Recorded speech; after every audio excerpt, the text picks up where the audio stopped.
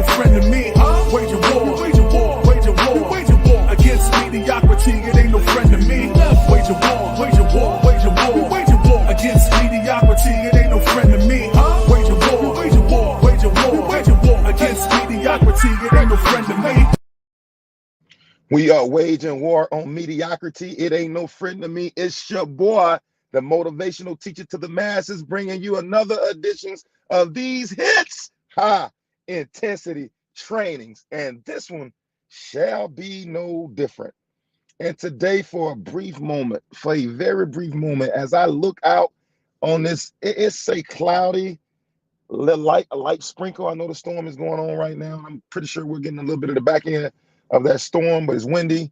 It's windy, it's cloudy, it's dreary out here, but nonetheless, the motivational teacher is here to break bread. If you would, please share this, like this, subscribe on YouTube. And if you have somebody that you really want to grow with you, please send this to them so they can grow with you. You know my favorite saying, if they can't grow with you, they can't go with you. So now would be a great moment to loop them into this conversation. Today, for a brief moment, I want to talk about you are enough. I know in this current climate where people get to decide who they're going to be, what gender they're going to be. If somebody wants to create themselves and make themselves something else, they have the ability to do it. And I know in this side of this climate, this environment where everything is accepted, but this is one of the most fragile times that people are having in this world. Like suicide is on the rise. Mental health issues are on the rise. School shootings are on the rise. And the majority of that problem is that people are not learning how to love themselves.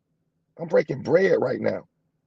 Individuals aren't learning how to deal with the stress of life. Individuals are not learning how to make the most of the moment they have. And the majority of their thought process is that we're always we're always comparing ourselves to something that may not even be real. And comparing ourselves to other people, comparing ourselves to people on TV, comparing ourselves to Instagram, Facebook, Threads, comparing ourselves to those people just creates anxiety. It creates anxiety. It creates fear. It creates an image of that I'm trying to project that may not even be real of who I am. I'm going somewhere right now. Today, I'm talking about you are enough. Like insecurity doesn't have to be your calling card. You know, I work for a Fortune, my secular job, I do work for a Fortune 100 company.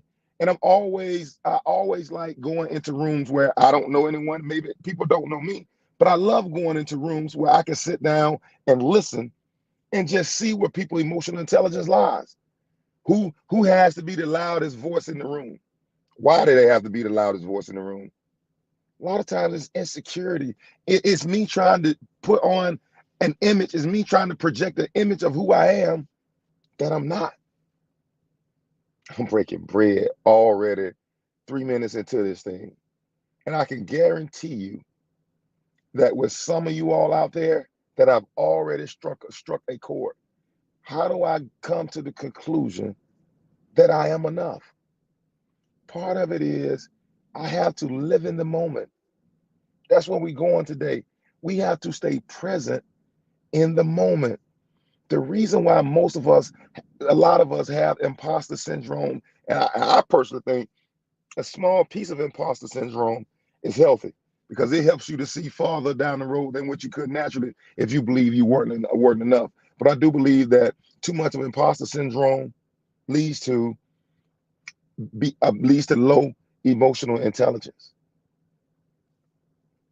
I believe that the more we stay engaged in the present moment, learning a heightened sense of awareness, where we're involving our senses, we're involving our thought process, where we're living in the moment and we're learning and we're gaining everything we can from this moment. Number one, to make us better for the next one, but also to help us move farther away from our past.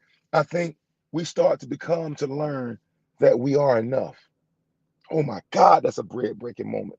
Part of why we tell ourselves we're not enough is because we don't see what we think we should in this moment, in this day, in this hour, what I think I should see. But honestly, it's not about what I see in this moment. It's about what I do in this moment that gives me the ability to make a better decision in the next moment. How do I stay present and not live in my past? How do I stay present? How do I stay engaged in the moment that I'm in today? Number one, you got to practice mindfulness. Pay attention to your body. Pay attention to your breath. Engage your 5 senses in the moment. You are enough. With every deep breath that you take, sigh, I am enough. Make sure nobody's going to give you a value that you don't see for yourself. If you always present yourself at a discounted price, the world's going to always give you what you present. I need for you to know that you are enough. I am enough.